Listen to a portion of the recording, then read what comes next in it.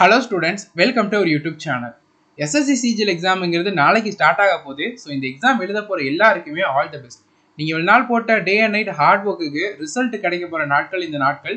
So இந்த நாட்களில் நீங்கள் நிச்சயமாக நல்லா பெர்ஃபார்ம் பண்ணி எக்ஸாம்ஸை இந்த டைம் கிளியர் பண்ணுறதுக்கு நம்மளுடைய ஆல் த பெஸ்ட். இந்த வீடியோவில் நம்ம என்ன பார்க்கலாம்னா லாஸ்ட் மினிட் டிப்ஸை வந்து பார்க்கலாம். எக்ஸாம்ஸில் கொஷின்ஸை எப்படி அப்ரோச் பண்ணுறது, எப்படி டைமை சேவ் பண்ணுறது, எந்தெந்த மிஸ்டேக்லாம் பண்ணாமல் இருந்தால் நிறைய நம்பர் ஆஃப் கொஷின்ஸ் ஆன்சர் பண்ணலாம், எந்தெந்த மிஸ்டேக்ஸ் அவாய்ட் பண்ணுறதன் மூலமாக பார்த்தீங்கன்னா நம்ம நிறையா டைமை சேவ் பண்ணி மற்ற செக்ஷனுக்கு அதை ஸ்பெண்ட் பண்ண முடியும். ஒவ்வொரு செக்ஷனுக்கும் என்ன மாதிரியான டைமை நம்ம ஸ்பெண்ட் பண்ணுறது, மார்க் டெஸ்ட்டில் எனக்கு கம்மியான மார்க் வருது, ஸோ எக்ஸாம்ஸில் எனக்கு அது கிளியர் பண்ண வாய்ப்பு இருக்கா, நான் எப்படி அப்ரோச் பண்ணால் கிளியர் பண்ணலாம், இந்த மாதிரியான எல்லா இன்ஃபர்மேஷனையும் நம்ம இந்த வீடியோவில் ஷேர் பண்ணுறோம். இந்த வீடியோங்கிறது உங்களை மோட்டிவேட் பண்ணுறதுக்கும் இந்த வீடியோவில் எக்ஸாம்ஸை எப்படி அப்ரோச் பண்ணுறதுங்கிற ஒரு ஐடியா கிடைக்கிறதுக்கும் உங்களுக்கு ரொம்ப ஹெல்ப்ஃபுல்லானதாக இருக்கும். ஸோ வீடியோவை ஃபுல்லாக பாருங்கள். இந்த வீடியோ பார்க்க மட்டும் எல்லாருக்கும் ஆல் தி பெஸ்ட். நிச்சயமாக நல்ல ரிசல்ட்டை நீங்கள் எடுப்பீங்க.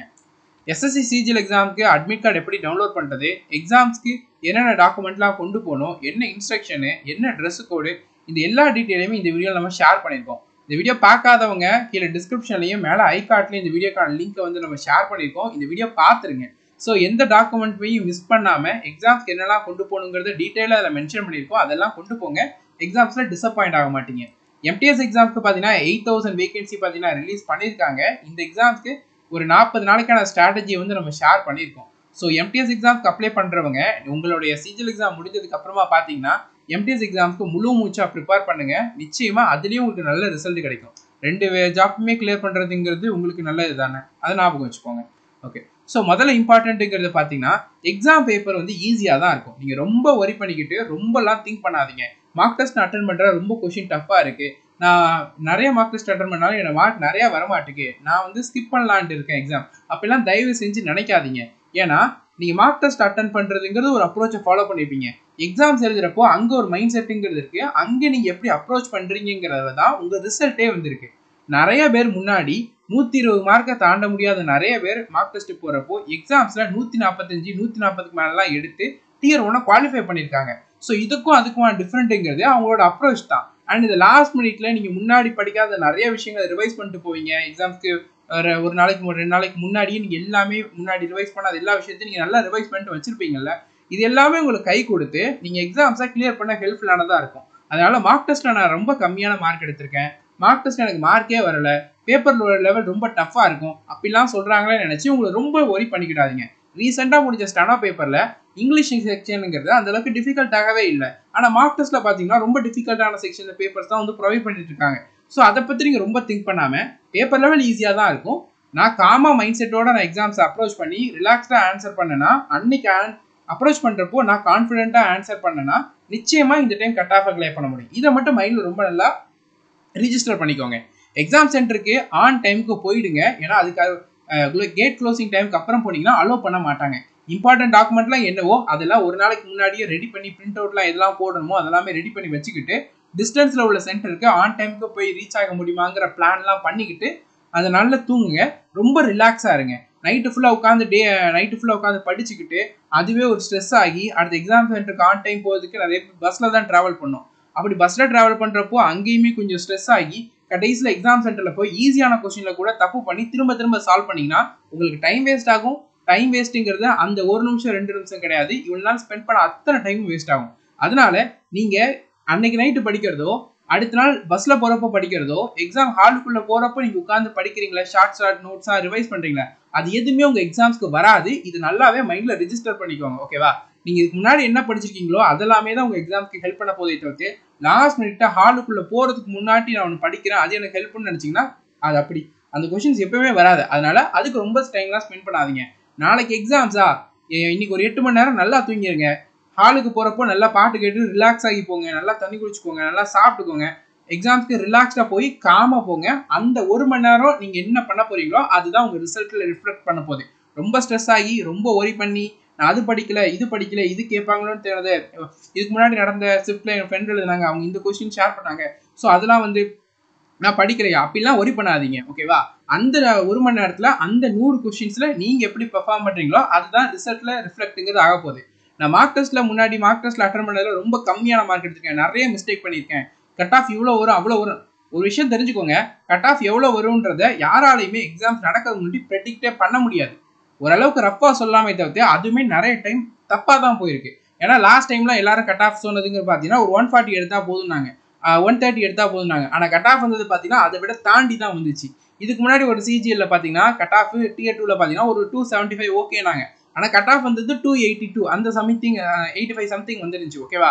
ஸோ கட் ஆஃபை யாராலையுமே எக்ஸாம் நடக்கிறது முன்னாடியோ பேப்பரை பார்க்கறது முன்னாடியோ ப்ரெடிக்டே பண்ண முடியாது. ஈவன் பேப்பர்லாம் வந்ததுக்கு அப்புறமும் கூட எஸ்எஸ்சி வந்து சர்ப்ரைஸ் பண்ணுவாங்க. ஸோ அதனால நீங்க அதை பத்தி ஒரி பண்ணாதீங்க.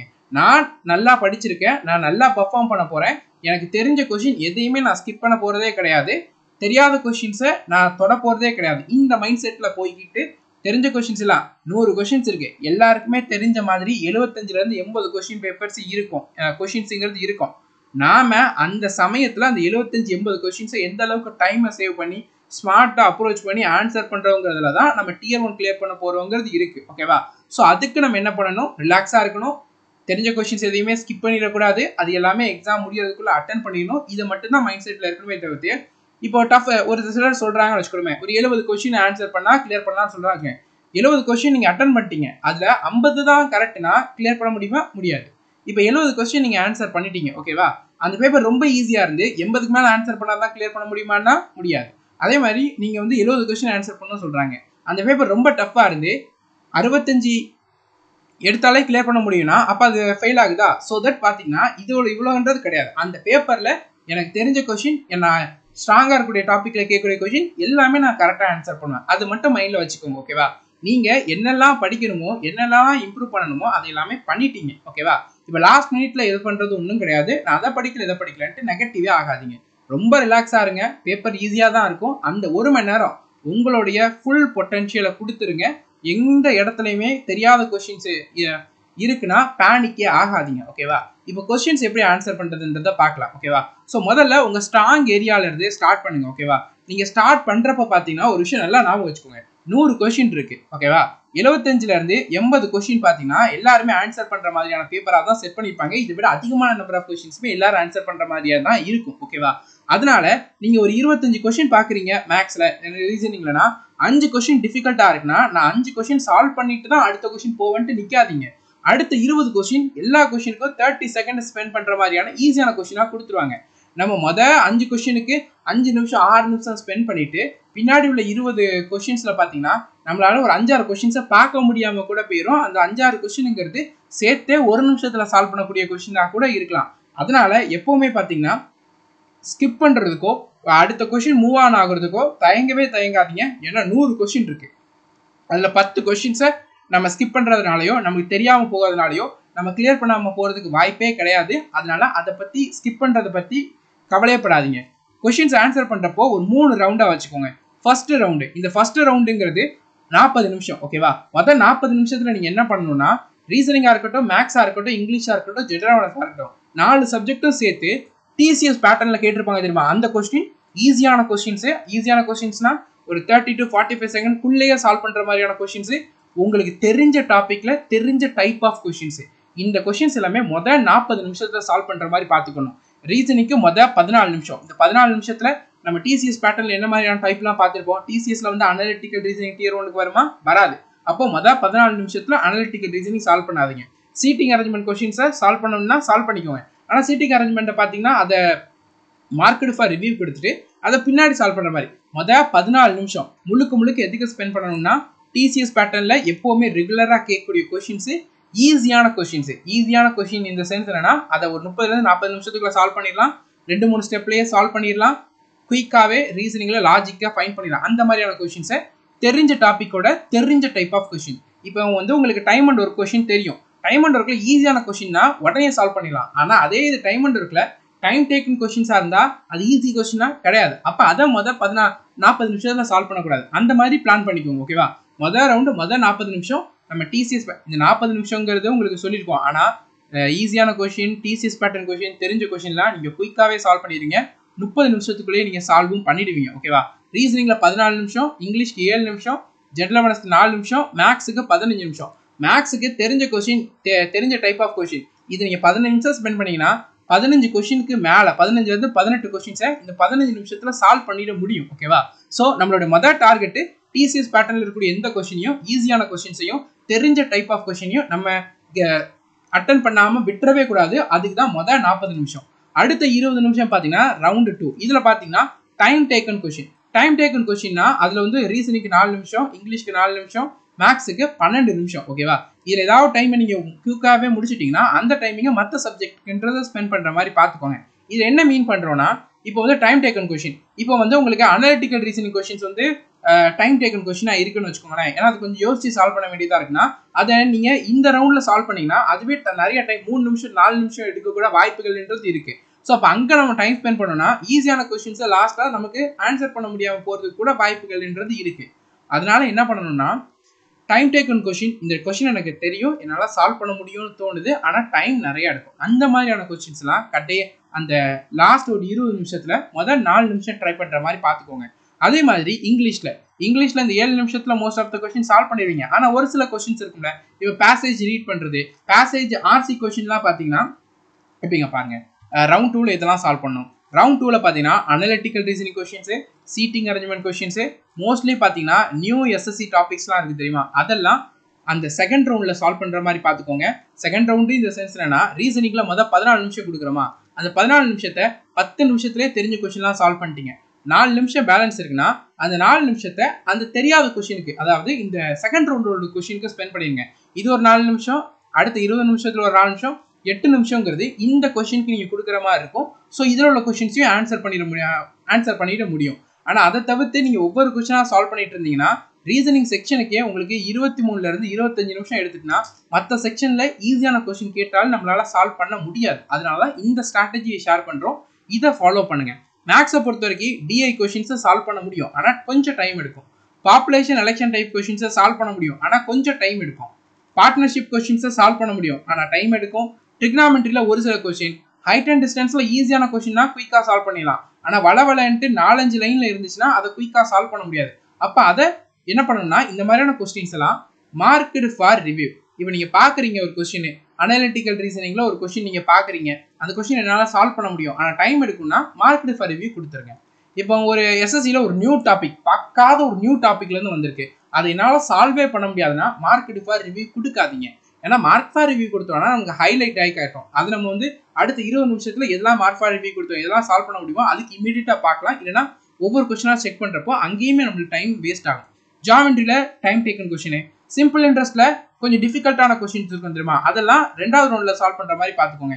அடுத்தது டைம் டேக்கன் கொஸ்டின்ஸ், ஸ்டாட்டிஸ்டிக்ஸில் ஸ்டாண்டர்ட் டிவியேஷன் கண்டுபிடிச்சி அதுக்கப்புறம் வேரியன்ஸ் அந்த மாதிரி கண்டுபிடிக்கக்கூடிய கொஸ்டின்ஸ் இருக்கும் தெரியுமா, பார்த்தாலே டைம் நிறைய எடுக்கும்னு தோணும்ல, அந்த மாதிரியான கொஸ்டின்ஸ் எல்லாம் செகண்ட் ரவுண்டில் சால்வ் பண்ணுற மாதிரி பார்த்துக்கோங்க. இங்கிலீஷை பொறுத்த வரைக்கும் mostly RC question, sentence rearrangement question, இந்த கொஸ்டின்லாம் பார்த்தீங்கன்னா செகண்ட் ரவுண்டில் சால்வ் பண்ணுற மாதிரி பார்த்துக்கோங்க. இங்கிலீஷை பொறுத்த வரைக்கும் செகண்ட் ரவுண்டுக்கு இந்த 2 டாபிக் தவிர்த்து வேறு எந்த டாப்பிக்கையும் எடுத்துகிட்டு வந்துடாதீங்க. வாய்ஸ் ஸ்பீச் கொஸ்டின்ஸ்லாம் என்னென்ன லென்த்தாக இருந்தாலும் ரூலை பேஸ் பண்ணி தான் வரப்போகுது, அதை மொதல் ரவுண்ட்லேயே சால்வ் பண்ணுற மாதிரி பார்த்துக்கோங்க. ஓகேவா? ஸோ ஃபர்ஸ்ட் ரவுண்ட் செகண்ட் ரவுண்டில் எதை மோஸ்ட்லி சால்வ் பண்ணணுன்றது தெரிஞ்சுட்டா, ஃபர்ஸ்ட் ரவுண்டில் ஈஸியான டிசிஎஸ் பேட்டர்ன், தெரிஞ்ச டைப் ஆஃப் கொஸ்டின், தெரிஞ்ச டாப்பிக்கோட கொஸ்டின்ஸை அந்த 40 நிமிஷத்தை சால்வ் பண்ணணும். ரிமைனிங் இருக்கக்கூடிய 20 நிமிஷத்தில் பார்த்தீங்கன்னா 4 நிமிஷம் வந்து ரீசனிங்கில் ஏதாவது மார்க் ஃபார் ரிவ்யூ கொடுத்தது, இங்கிலீஷில் மார்க் ஃபார் ரிவ்யூ கொடுத்தது. இப்போ இங்கிலீஷில் எந்த மார்க் ஃபார் ரிவ்யூ இல்லைன்னா அந்த 4 நிமிஷத்துக்கு இதோட சேர்த்துக்கோங்க. இல்லை நான் இந்த 14 நிமிஷத்துல ரீசனிங் மொத்தமாக முடிச்சிட்டேன், நான் கம்ப்ளீட்டாக முடிச்சிட்டேன், பேப்பர் ரொம்ப ஈஸியாக இருந்துச்சு, புது டாபிக் எதுவும் கேட்ட மாதிரி இல்லைன்னா இப்போ இந்த 4 நிமிஷத்தை இங்கே கொடுத்து மேக்ஸுக்கு நிறைய டைம் ஸ்பெண்ட் பண்ணுற மாதிரி பார்த்துக்கோங்க. ஸோ இதெல்லாம் போக இதெல்லாம் நான் வந்து குயிக்காக முடிச்சிட்டேன், இந்த 40 நிமிஷத்துல 30 நிமிஷத்துக்குள்ளே முடிச்சிட்டேன், இந்த 20 நிமிஷத்தில் 10 நிமிஷத்துக்குள்ளே முடிச்சிட்டேன், எனக்கு இன்னும் ஒரு 20 நிமிஷம் இருக்குன்னா அந்த 20 நிமிஷத்தில் தெரியாத கொஸ்டின், ட்ரை பண்ணி பார்க்கலான்ற மாதிரியான கொஸ்டின், அந்த மாதிரியான கொஸ்டினுக்கு நின்று ஸ்பெண்ட் பண்ணுங்க. இப்படி நீங்கள் ஸ்பெண்ட் பண்ணீங்கன்னா நம்மளால நிறைய தெரிஞ்ச கொஸ்டின்ஸ் ஆன்சர் பண்ண முடியும், அட்டெம்ப்ட்டும் நிறையா இருக்கும், கட் ஆஃபையும் கம்ஃபர்டபுளாக கிளியர் பண்ண முடியும். ஓகேவா? அதனால இந்த ஸ்ட்ராட்டஜியை ஃபாலோ பண்ணுங்க. முதல் 40 நிமிஷம், அடுத்தது 20 நிமிஷம். தெரிஞ்ச கொஸ்டின்லாம் சால்வ் பண்ணுறதுக்கு 30 நிமிஷத்துக்குள்ளே முடிஞ்சிடும். உங்களுக்கு இதுக்கே ஒரு 30 நிமிஷம் இருக்கும். அந்த 30 நிமிஷத்துல தான் நம்ம நம்பர் ஆஃப் அட்டெம்ப்ட்டுங்கிறது ரொம்ப கம்மியாகும், நம்ம நிறையா தெரியாத கொஸ்டின்ஸை ட்ரை பண்ண.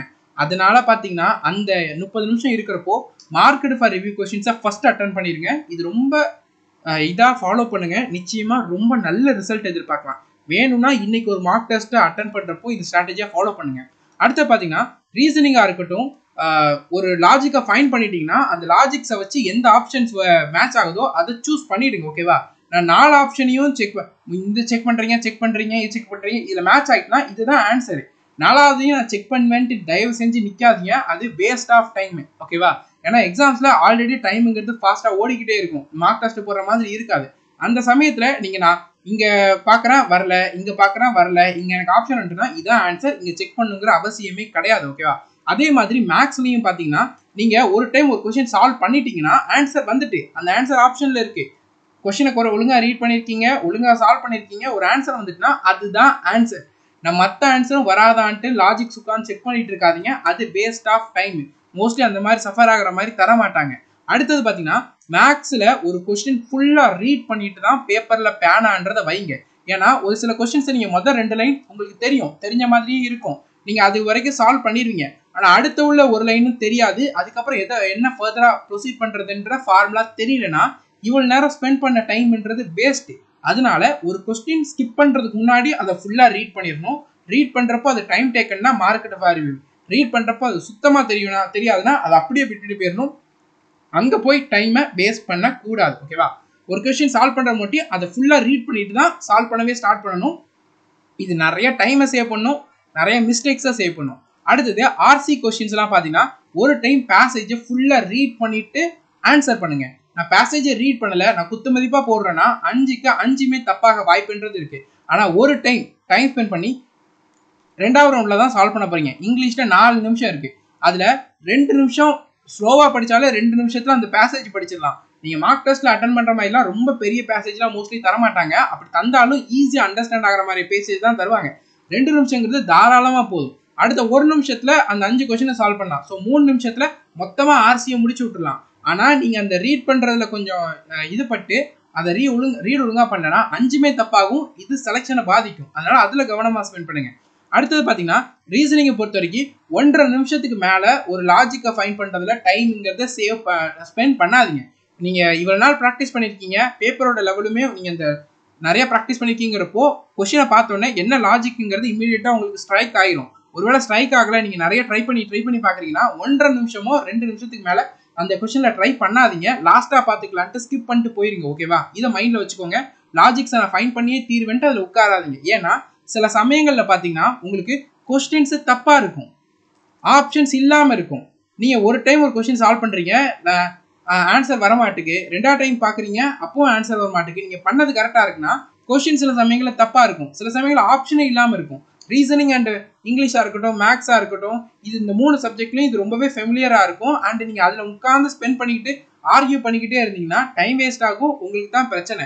அதனால அதுல ஒரு 2 டைம் மேக்ஸ் சால்வ் பண்றீங்களா, ஸ்டில் உங்களுக்கு கரெக்டா தான் பண்ணிருக்கீங்க, ஆன்சர் அப்ப ராங்கா கொஸ்டினா கூட இருக்கிறதுக்கு வாய்ப்புகள்ன்றது இருக்கு. 2வது டைம் சால்வ் பண்றப்பவே நீங்க முதல் டைம்ல என்ன மிஸ்டேக் பண்ணிருக்கீங்கன்றத ஃபைன் பண்ணி தான் பையன். ஸோ 2வது டைம் அதே மிஸ்டேக் வர்றதுக்கு வாய்ப்பு இல்லை. அதனால அதை போட்டு ரொம்ப திங்க் பண்ணிட்டுங்கிறது இருக்காதீங்க. ஓகேவா? இந்த டைம் கொஞ்சம் ராங் கொஸ்டின்ஸ்லாம் இருக்கிற மாதிரி தான் இருக்கு. அதனால அது ரொம்ப மண்டே போட்டு உடச்சிக்கிறாதீங்க. மேத்தமெட்டிக்கல் ஆப்ரேஷன் அண்ட் சிம்பிளிஃபிகேஷன், இந்த 2 கொஸ்டின் சால்வ் பண்றப்பவும் ரஷ் பண்ணாதீங்க. பொறுமையா சைன் எல்லாம் கரெக்டா மாத்தி போட்டுட்டு எல்லாமே கரெக்டா இருக்கா, கரெக்டா மல்டிப்ளை பண்ணிருக்கோமா, அந்த மாதிரி நீட்டா வச்சுக்கோங்க. ரஃப் ஷீட் உங்களுக்கு தருவாங்கல்ல, அந்த ரஃப் ஷீட்டை நீட்டா வச்சுக்கோங்க.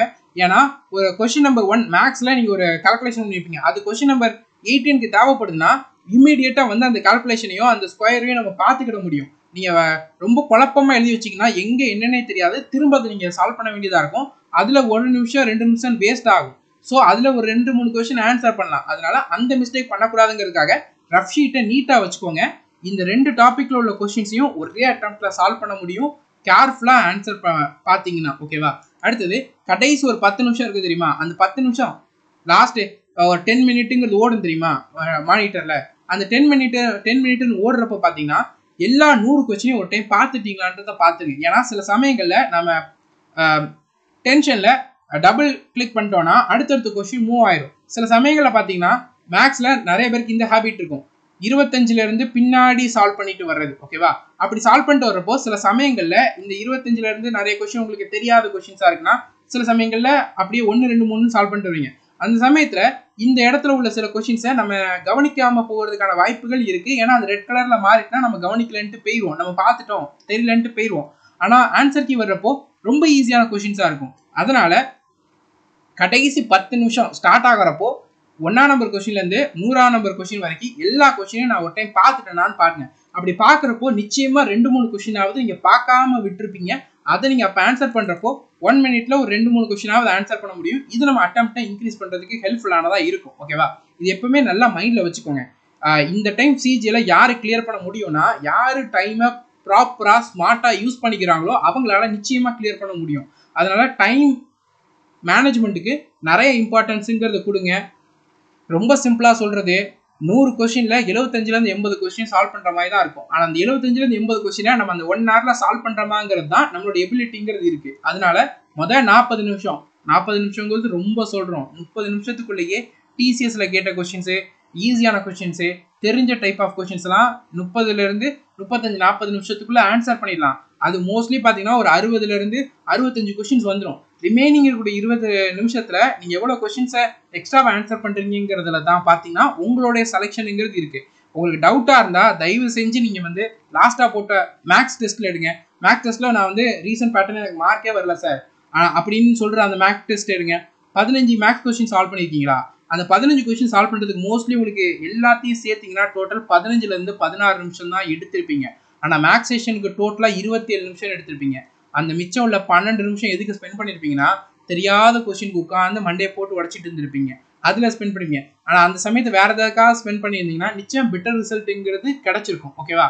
அதனால நீங்கள் லாஸ்ட்டாக போட்ட மார்க் டெஸ்ட் எல்லாத்தையும் அனலைஸ் பண்ணுங்கள். உங்கள் அட்டெம்ப்ட் எவ்வளோ இருக்குன்றதை பாருங்கள். எதனால் மார்க் கம்மியாக இருக்குன்றதை பாருங்கள். மோஸ்ட் ஆஃப் த பீப்புளுக்கு பார்த்தீங்கன்னா இங்கிலீஷில் நிறைய நெகட்டிவ் அட்டெம்ப்ட் வர்றதுனால தான் இருக்கும். அதனால இங்கிலீஷ் செக்ஷன் ஆன்சர் பண்ணுறப்போ ரொம்ப கேர்ஃபுல்லாக ஆன்சர் பண்ணுங்கள்.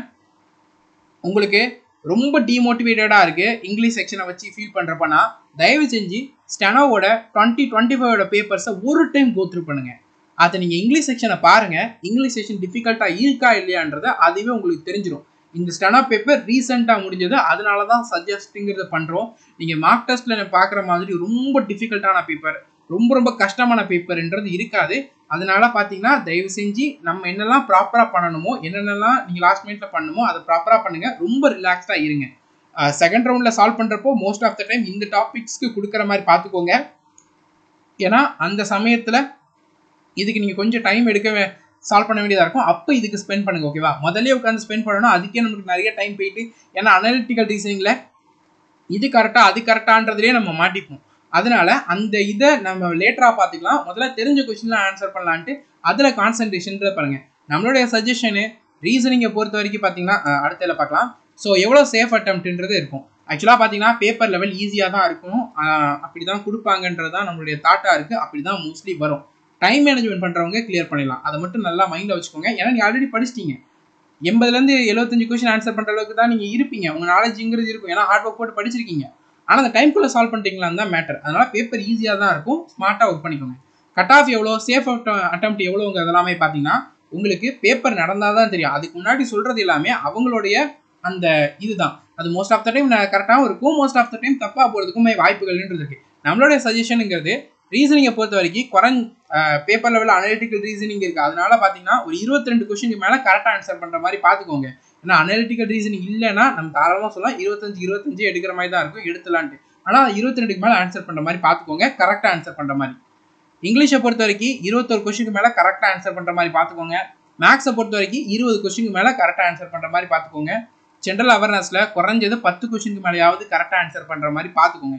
இப்படி பண்ணுறப்போ பார்த்தீங்கன்னா இது ஒரு சேஃபாக இருக்குன்றது இருக்கலாம். ஆனால் இதுங்கிறது நம்ம ஒரு ப்ரீவியஸ் பேப்பரில் வர்ற மாதிரி கன்சிடர் பண்ணிக்கலாம். ஆனால் 70லேருந்து ஒரு 75 கொஸ்டினுக்கு மேலேயாவது அட்டன் பண்ணுற மாதிரி பார்த்துக்கோங்க. இது ஒரு பெட்டராக இருக்கும். முன்னாடி நீங்கள் தானே சொன்னீங்க எது ப்ரெடிக்ட் பண்ண முடியாதுன்ட்டு. ஆனால் 75லேருந்து 70க்கு மேலேயாவது அட்டன் பண்ணுற மாதிரியான பேப்பர்ஸ் நீங்கள் தான் கொடுப்பாங்க. அதனால் அதை நம்ம ரீச் பண்ணுற மாதிரி இருக்கும். நம்மளோட பேசிக்கான இது ஈஸியான கொஸ்டின் தான் கேட்பாங்க. அந்த எனக்கு தெரிஞ்ச டைப் தெரிஞ்ச டாப்பிக்கோட கொஸ்டின் ஈஸியான கொஸ்டின்ஸை நான் விட்டுட்டு வரமாட்டேன். அதை மட்டும் மைண்டில் வச்சுக்கிட்டு 100 கொஸ்டினில் நான் விட்ட கொஸ்டின்ஸு எனக்கு தெரியாத கொஸ்டின்ஸாக மட்டும்தான் இருக்கணும். நான் தெரிஞ்ச கொஸ்டின்ஸ் எல்லாமே நான் அட்டன் பண்ணேன். அந்த மைண்ட் செட்டில்ங்கிறது இருங்க. இது ரொம்ப இம்பார்ட்டண்டான ஒன்று. ஓகேவா? ஸோ சேஃப் ஸ்கோர் இதெல்லாம் வந்து ஒரு ரஃப்பாக சொல்கிறோம். இவ்வளோ எடுங்க, இதுக்கு மேலே எடுக்க ட்ரை பண்ணுங்கன்னு சொல்கிறோம். ஆனால் பேப்பர் நடந்து முடிஞ்சாதான் ஃபஸ்ட்டு ஷிஃப்ட் நடந்து முடிஞ்சு அனலைசிஸும் பண்ண முடியாது. இந்த டைமு பேப்பர் எவ்வளோ எப்படி இருந்துச்சுன்னு யாருமே ஷேர் பண்ண போகிறதும் கிடையாது. நீங்கள் தான் ரியலாக போய் எக்ஸ்பீரியன்ஸுங்கிறது பண்ண போகிறீங்க. ஆன்சர் கீ வந்ததுக்கப்புறம் தான் எல்லாருக்குமே தெரிய போகுது கொஷின் பேப்பர்ஸ் எப்படி செட் பண்ணியிருக்காங்க, என்னெல்லாம் இருக்க போகுதுன்றது. ஸோ தயவு செஞ்சு பேப்பரில் ரிலாக்ஸாக அட்டன் பண்ணி டைம் மேனேஜ்மெண்ட்டை ப்ராப்பராக யூஸ் பண்ணுங்கள். தெரிஞ்ச கொஷின் எதையுமே விட்டுறாதீங்க. டைம் இல்லைங்கிற காரணத்தினால விட்டுறாதீங்க. நம்ம சொன்ன மெத்தட்ஸாக ஃபாலோ பண்ணுங்கள். நிச்சயமாக நிறைய அட்டம்ப்ட்டும் வரும், நல்ல மார்க்கும் நீங்கள் எடுப்பீங்க. ஓகேவா? எல்லாருக்குமே ஆல் தி பெஸ்ட். நீங்கள் எல்லாருமே போட்ட ஹார்ட் ஒர்க்குக்கு ஒரு நல்ல ரிசல்ட்டு கிடைக்கும். நிச்சயமாக ரிசல்ட் எப்போவுமே ஹார்ட் ஒர்க் எப்போவுமே தோற்று போகாது. அதனால் நீங்கள் போட்ட ஹார்ட் ஒர்க்குக்கு நிச்சயம் நல்ல ரிசல்ட்டுங்கிறது கிடைக்கும். பேப்பர் அட்டன் பண்ணுறப்போ ரிலாக்ஸாக அட்டன் பண்ணுங்கள். என்னென்ன தப்பு பண்ணக்கூடாதுன்னு உங்களுக்கு தெரியும். அதை மார்க் டெஸ்ட்லேயே நீங்கள் இது பண்ணியிருப்பீங்க. அந்த மிஸ்டேக்ஸ்லாம் பண்ணாதீங்க. ஸ்மார்ட்டாக கொஷின்ஸை அப்ரோச் பண்ணுங்கள். இந்த வீடியோவில் சொன்ன டைம் மேனேஜ்மெண்ட்ஸ் எல்லாம் ஃபாலோ பண்ணுங்கள். நிச்சயம் நல்ல ரிசல்ட்டுங்கிறது கிடைக்கும். All the best students and thank you.